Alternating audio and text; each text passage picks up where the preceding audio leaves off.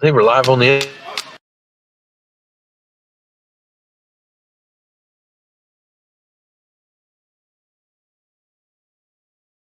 Here I stand, innocent and lost, broken limbs, prove that I am guilty by dissociation, on accessory, guilty by dissociation, on accessory. Chkm8 MMA.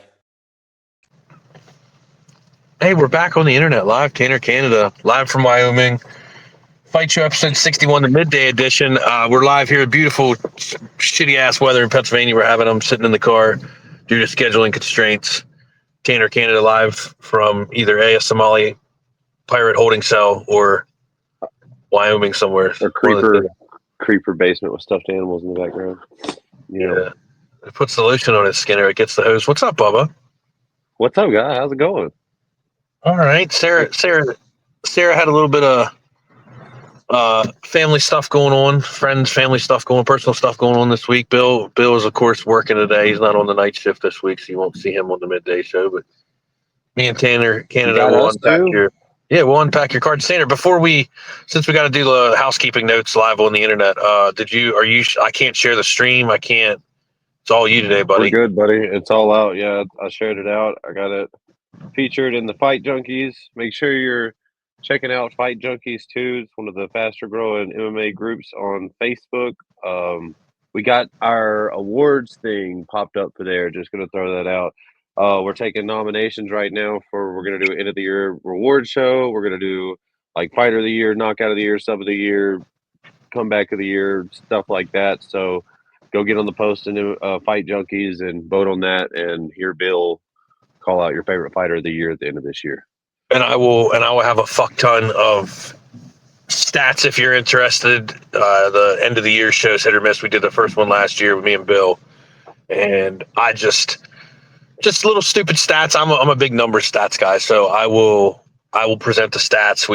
Tanner will present the poll results, and we will just talk about the year in review. That's coming up here in the next week or two. Well, probably closer to the end of the year. Are we live on Instagram, Tanner, too? Shout out if you're watching on Instagram. Yeah. We're really trying to play that. That's been popping off this week. We're a little delayed on Instagram, but we are live on there. So we're good. We're live on Instagram. So shout out if you're watching from Instagram. Tanner, I don't know if you can keep an eye on the feed because I can't see it from there. No, you're good. And if you are watching, go get yourself a bag of that specialty grade organic fair trade coffee down in the description below. Roasted to order, shipped right to your door. This is about as fresh gets, about great quality. You're going to smell it as soon as you open the mailbox, or as soon as you open the box, it pops up on your porch, and it's just amazing stuff. Like I said, I've said it before, get you a bag of regular coffee, get a bag of our coffee, brew you a pot of each, and the difference is in the beans. So. Chkm8 Specialty Roasters, you can, we're waiting patiently on the FDA to approve our final two labels. We tried to do a Christmas drop about 2 weeks ago, and we're having some communication issues with the federal government. So a couple more weeks. Of course we are. Of course we are, because who wants to drop Christmas coffee? I don't know, a week before fucking Christmas. We'll have the Christmas drop. We're still going to do it for 4 weeks as promised. We'll see what we do next year. We'll try and be a little more diligent. It was a little bit my fault, a little bit the FDA's fault. But other than that, an amazing week this last week in combat sports. Oh man, what a card! Like, I mean, I think a lot of people were not as excited about this one. I mean, honestly, like the prelims looked a little bit better than the main card was shaping out to be. And we talked about in the last show how, some of the positioning of these fights didn't really make the most sense. But I don't really have much bad things to say about this card at all. I don't have any complaints. I think the internet, and you know me and my gripe with the fucking fan base, educate yourself. I think we need people to be more like Theo Vaughn and less like MMA Guru. Shout out to Theo Vaughn. The Rat King is one of us. Theo. Saw him in Casper, fucking awesome comedian, but a real one. He was in there by himself in the early prelims like a G. Fucking love it. I tweeted him. We'll see if he gets it. I tweeted him off the Chkm8 page. I said, Theo, next time, bro, we can make it out to Vegas. You ain't got to watch the prelims by yourself, bro. We'll come watch with you. Dude, Like, we're in it to win it. We're in it to win it. So that it just killed me. Like, that was one of the odd things too, because I saw these MMA pages posted about like the arena really wasn't that filled out or anything. But I don't know why people wouldn't show up for the prelims on that one. Like, that's pretty wild for me. big weekend. I actually talked to a buddy of mine from the cannabis industry yesterday. He said he was in Vegas, and he's not even a fight fan. He was in Vegas for something, and he said it was literally everywhere. He said power slap. He said the hype in Vegas this weekend was definitely power slap and UFC 312. There was a hype. People laugh. People talk shit on the internet. He was on the ground in Vegas. There was a good bit of hype for power slap. And he said, I haven't checked it out yet. He was asking me about power slap. I said, look, I know some stuff. I just haven't really sat down and watched it like the whole way. That's awesome. Caught clips. It's cool. It's new. It's different. Like I said, we talked about the judging off air. Like, people are in this mindset of this is how this has to be. It's 2024, bro. Car-Jitsu just got picked up by ESPN.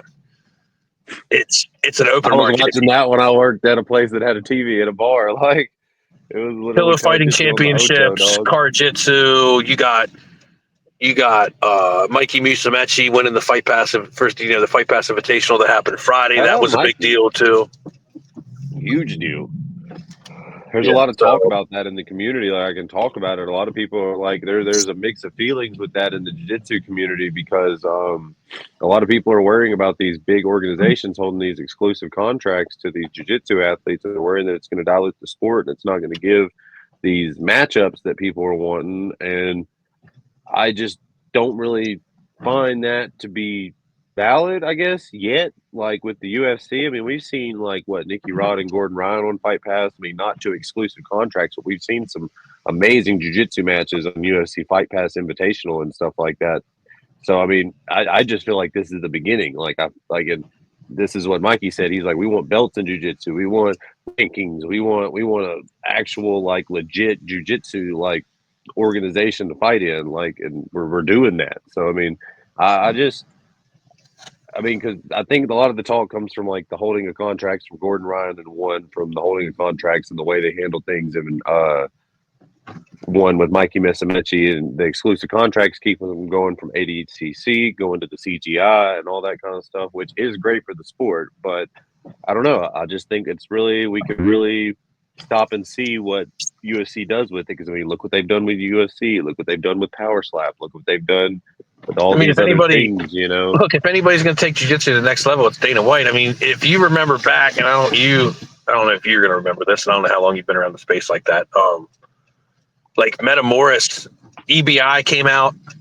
EBI like debuted as a thing. EBI was just like a regional little small event thing, and then it blew up. Then it got a fucking, it got on the internet. It got fucking, I think it was on Fight Pass for a little bit, if it's not still on Fight Pass. But EBI, and then Meta Morris was like, oh, we could do it better. Like, when we're sitting here looking at this ADCC, CJI, Fight Pass Invitational stuff, I've already seen this. I've already seen this with EBI. I've seen it with Meta Morris. You know, EBI was bucking against the IBJJF the way CJI is bucking against ADCC. Meta Morris is over here thinking they can do fucking events. Like, we've seen this before. It's happening again, just like you see it with the regionals.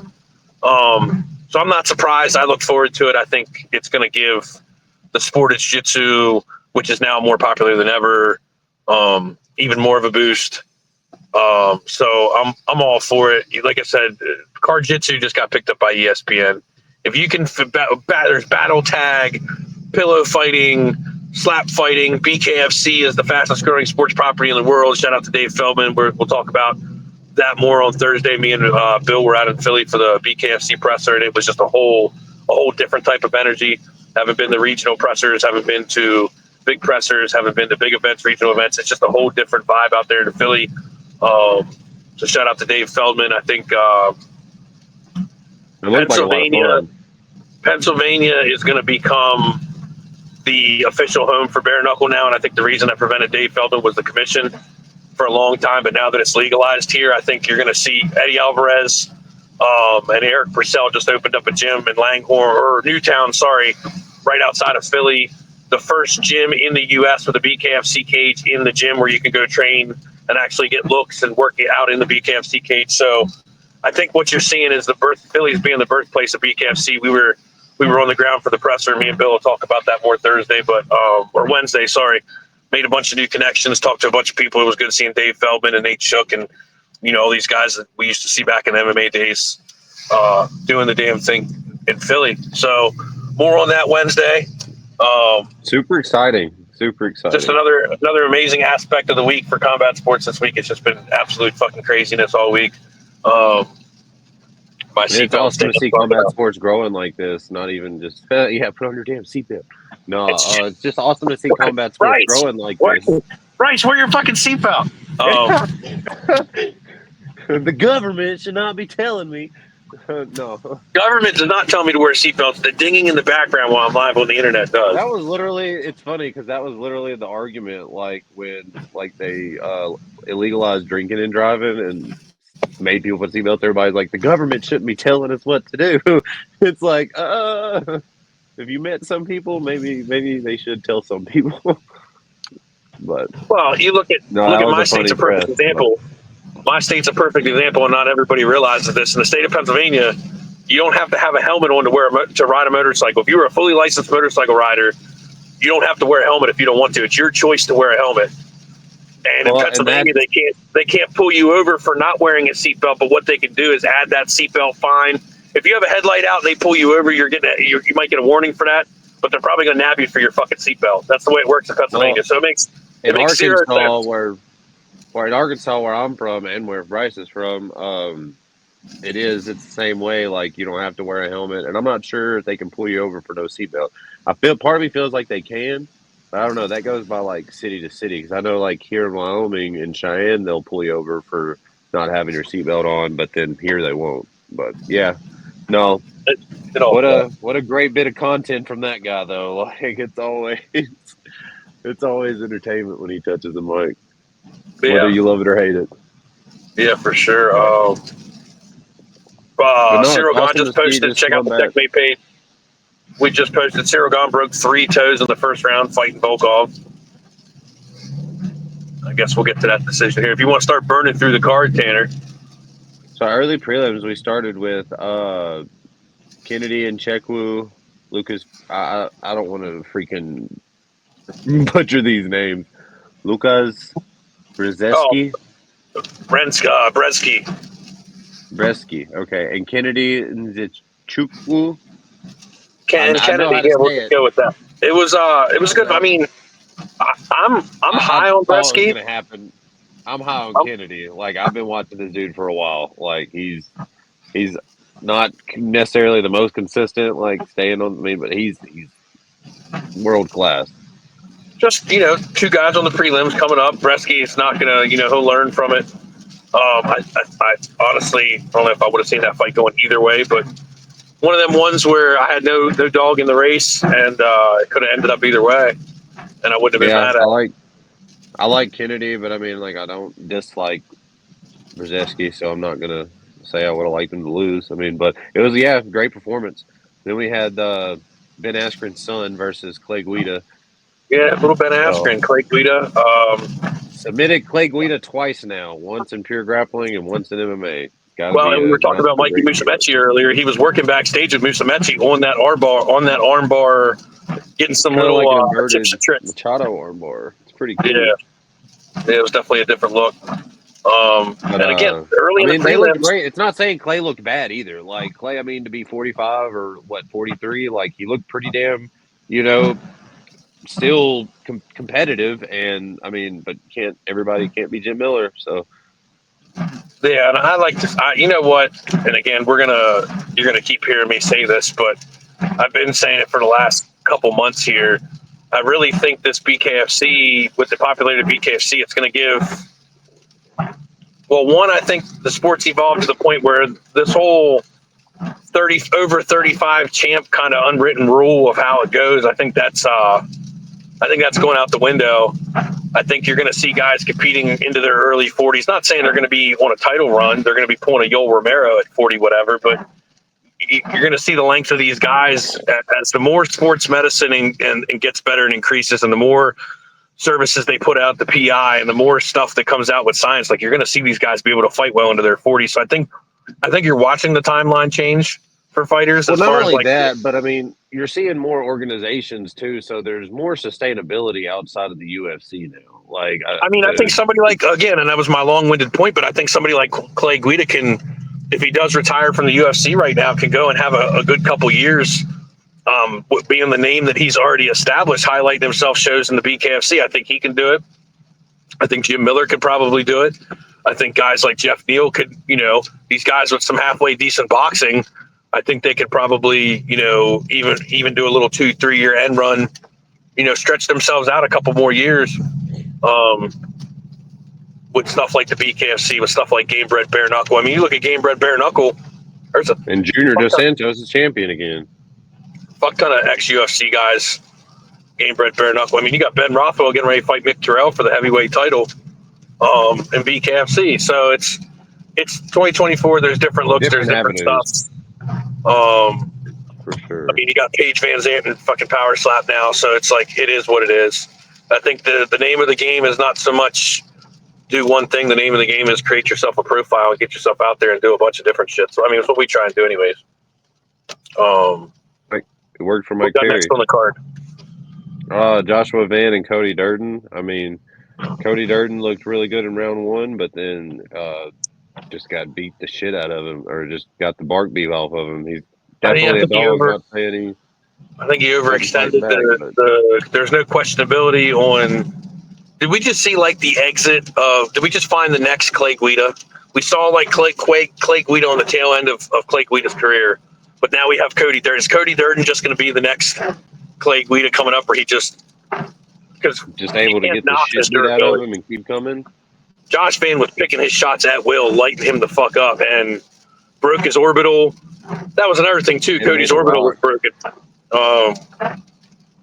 So it's just another thing. No question talk about eras.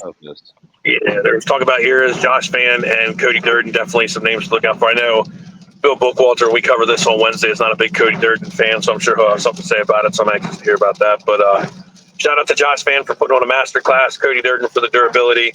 One piece of an entertaining show for sure. Next, we got Eric Anders and Chris Weidman. I don't know. That was kind of a weird. The last little exchange was a little odd, but I mean, good for Eric Anders. Odd one for Chris Weidman. I mean, Dana says that he wants to see him retire. I mean, people forget. It just sucks because we have so many fans that are like newer fans. We had a lot of new fans with the COVID fans and stuff like that.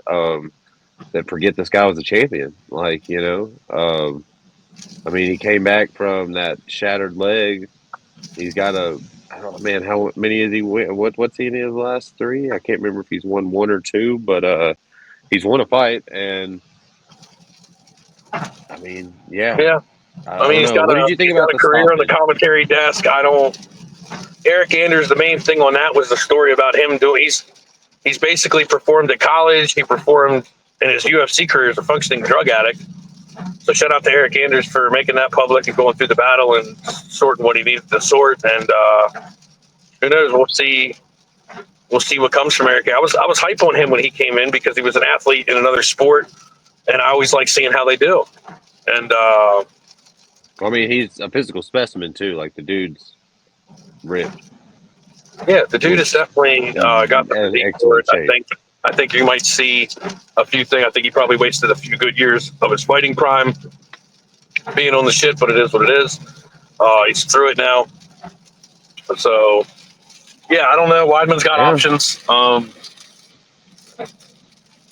Next up is the Brian Battle Randy Brown fight. And so, yeah, just an odd one.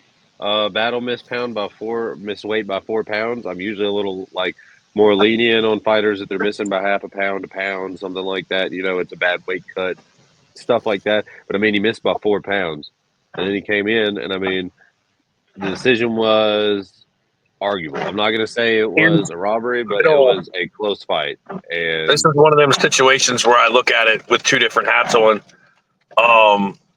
From a cutting weight perspective, from a cornering guys and helping guys cut weight perspective, I see Randy Brown's argument. Randy Brown's argument was he knew he wasn't going to make the fucking weight last night. I still made the weight. He's going to be marginally bigger than me. Like everything that Randy said, and if you didn't catch it, we put a post about it on our page. Oh yeah, like Randy put a long post out about it on Twitter and said, "Hey man, look, he knew he wasn't going to make the weight last night. It's bullshit. Having been in these situations and seen guys in these situations, you want to tell your opponent as early as possible. You want to have that fucking air of professionalism and level of respect. I've seen guys at the amateurs carry themselves that way, so there's no reason why guys at the top of the sport he carries themselves that way. I don't know what happened. I don't know all the ins and outs. I do agree with Randy Brown on that. If he feels like this now, he's allowed to feel slighted. I don't think he lost. I didn't agree with the decision. I'm not mad at the decision, and I could see it going either way. But it is what it is with the judging.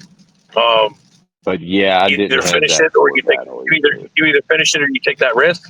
Randy Brown's been pretty got a decent amount of fights underneath his belt now. Still considering himself could be called like a decently versed UFC veteran. I think he's got some stuff to learn and some ways to go. But you're just seeing his progression live on the internet. He's not doing it in the regionals. So shout out to Randy Brown. I'm still big on Battle. I'm still big on Battle. He plays the heel 100% of the time. And I think my thing with the weight misses like that is just like what they do after, like, because obviously like that's the thing. He can just miss the weight this time and come back and get his stuff figured out and make weight the next 3-4 fights. And people aren't going to remember really that one time, he had a close decision and missed weight. He has to do right by it. But then people are going to really start crapping on him if he can't continue to make weight, if he can't. Well, here's the I don't give two shits if people crap on it, because there's times the public, the uneducated experts in the fucking, this is why I say it pisses me off, fan needs to educate themselves. Half the fan base, 85% of the fan base.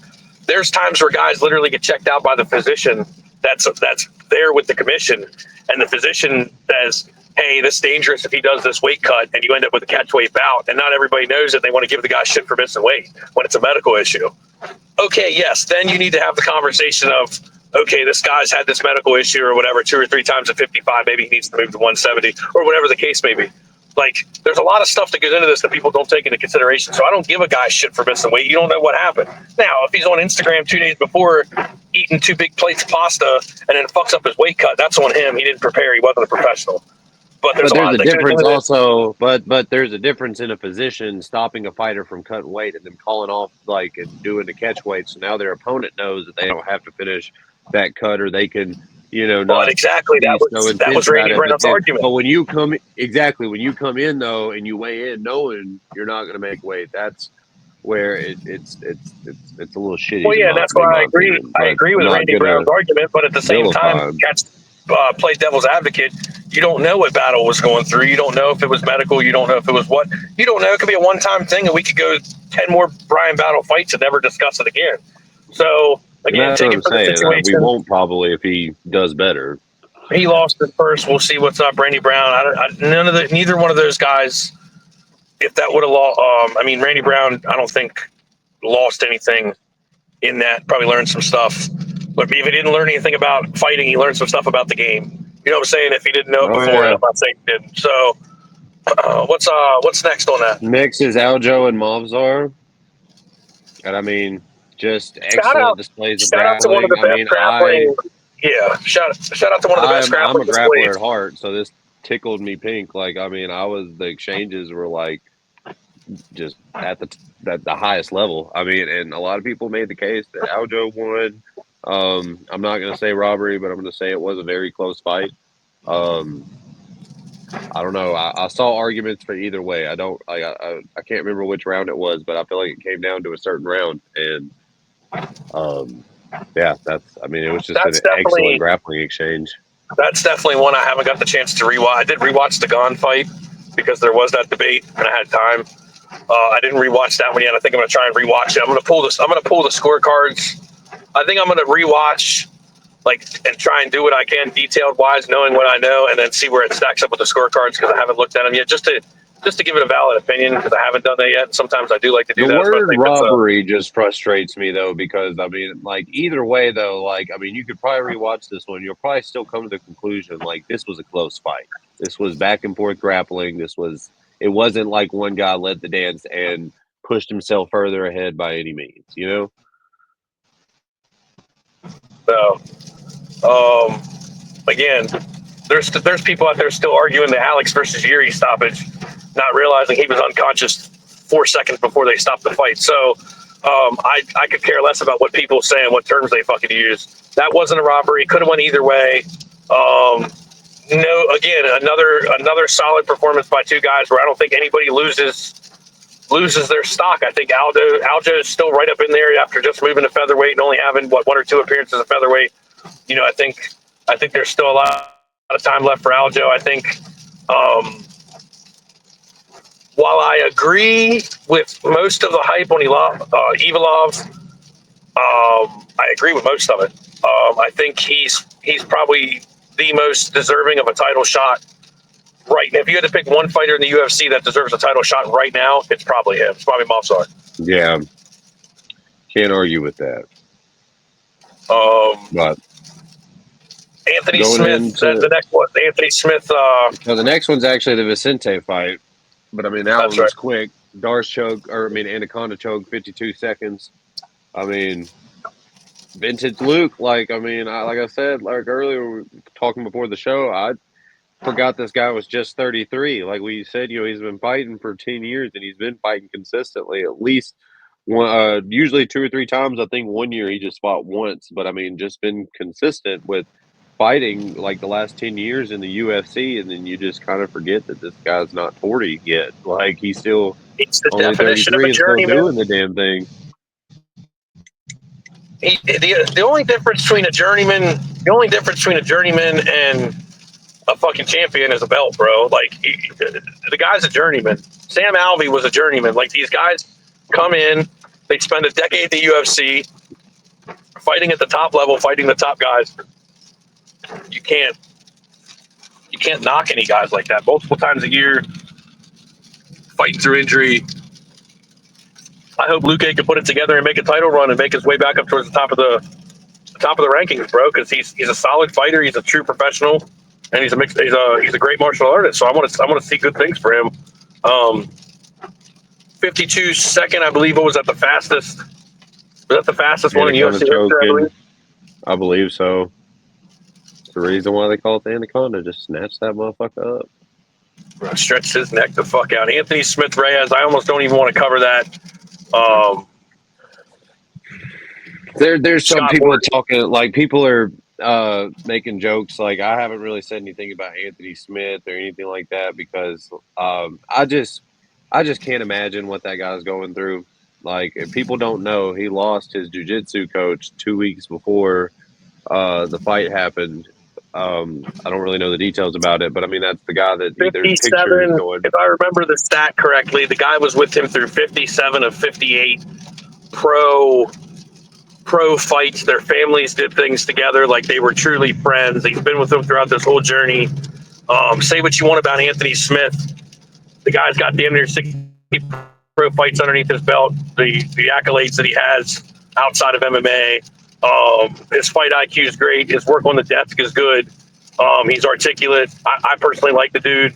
I've been following him since the regionals. You know what I'm saying? Dominic Reyes is doing really well at making a comeback. So, I mean, it's not like he lost to, a nobody. So, I mean, he's still competing at a high level. And, I mean, I just couldn't imagine going there competing after dealing with that. So, I mean. Reyes is trying to put something together to make it back towards the top of the division. Anthony Smith's kind of winding down his career. It was what it was. But shout out to, Anthony Smith and the Morton family for all they're going through. Like, it sucks. It sucks that you had people have pulled out under the same situation. So the fact that he even tried to make the walk, I don't think you saw a true Anthony Smith performance. I think you saw somebody that's dealing with a lot of heavy shit right now. So shout out to him. And I think We that's hope, really all I got to say on that. yeah, we hope we send a lot of healing vibes your way, man. Moving into the main card. This one broke my heart starting out, dog. I'm not gonna lie. Duho Choi and Nate Landwehr.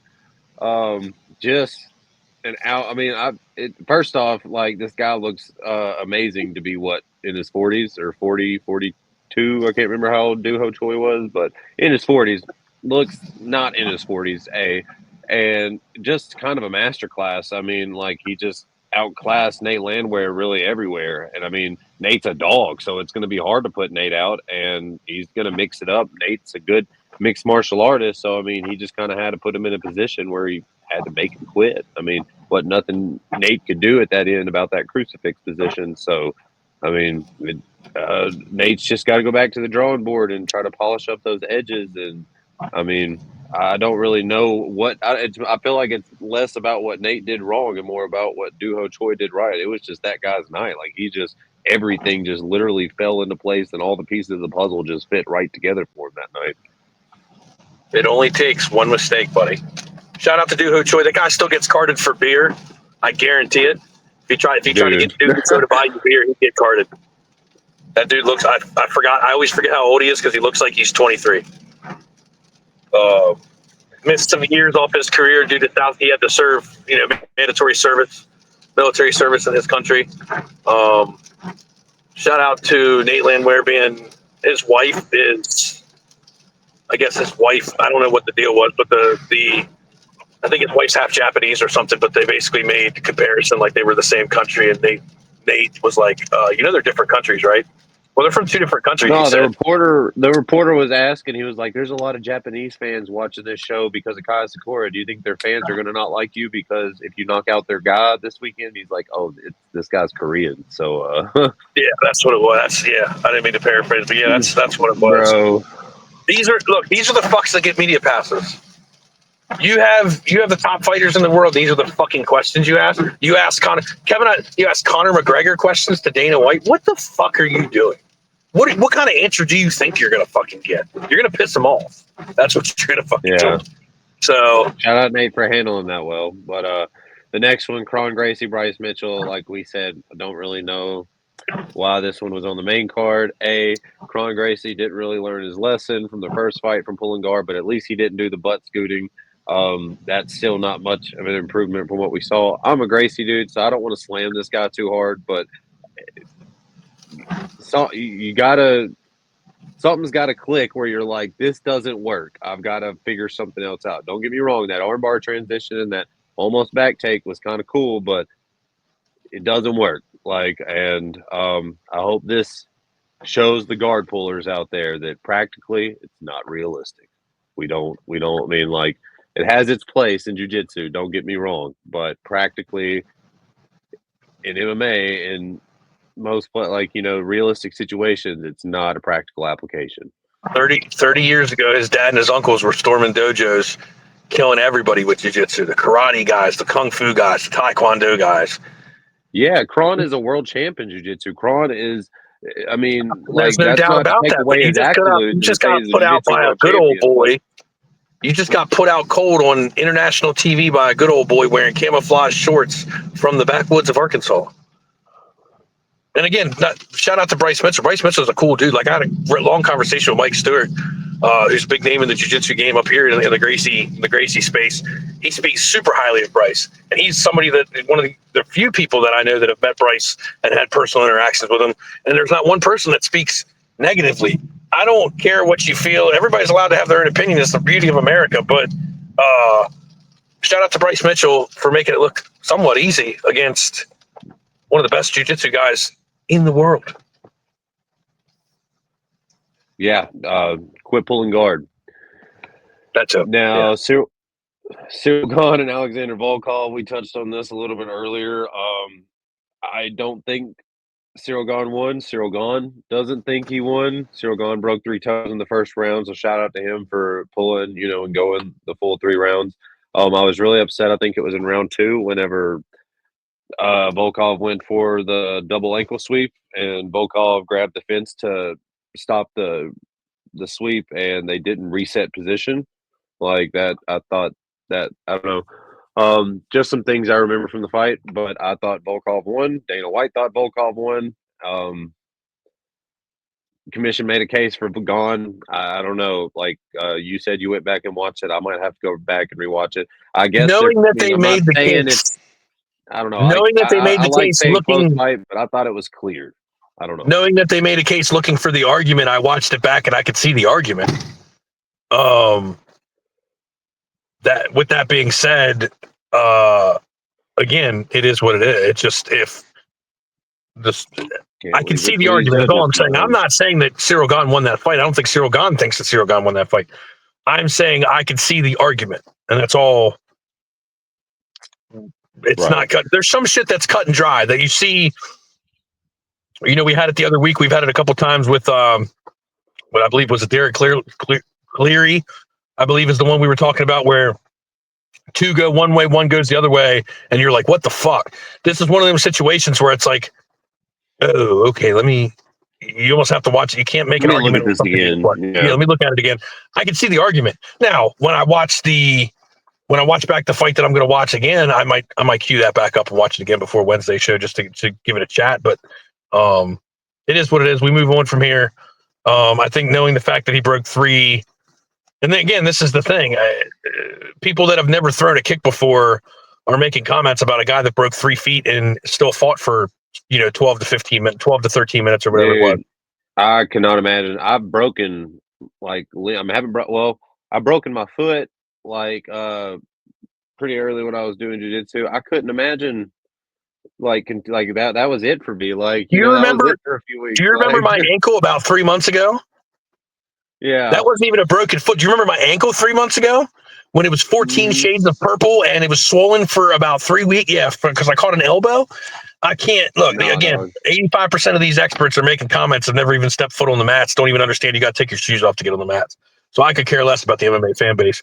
But next we got Shavkat and Gary. I mean, this was just.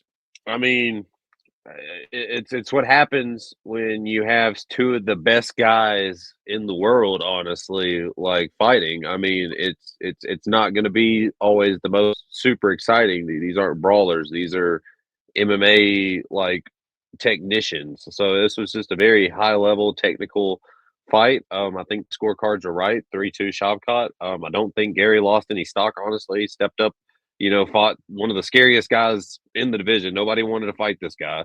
And I mean, he won a few rounds. This was Shavkat's first decision out of 19 pro fights now. So, I mean, I think this was great on both guys. And I think this just it showed that both these guys are on a completely different level than 90, 95, hell, 98% of the rest of the world.